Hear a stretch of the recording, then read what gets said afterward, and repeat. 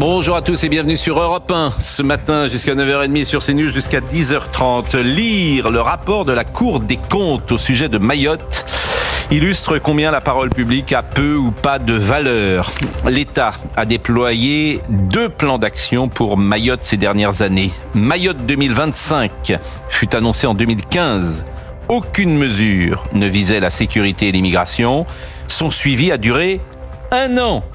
En 2018, un second plan est né. Plus d'1 milliard sont débloqués. Aucun suivi, constate la Cour des comptes, sinon durant 12 mois. Il a existé un dossier de presse mis en ligne sur un site internet pour renseigner de l'avancement de ce plan. Il n'est plus mis à jour depuis 2019.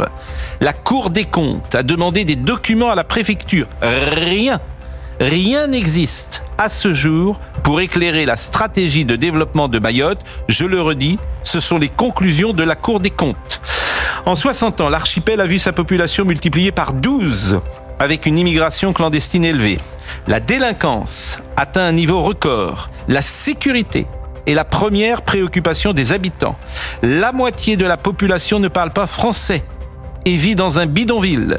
Il y a à Mayotte 30 médecins généralistes libéraux et 12 dentistes pour 320 000 Mahorais, chiffre sans doute sous-estimé tant l'immigration comorienne a explosé ces dernières années. Moins de 10 000 élèves sont scolarisés.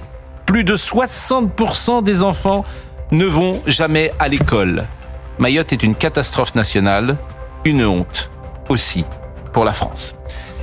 Il est 9h01. Simon Guillain. 9h, 9h30.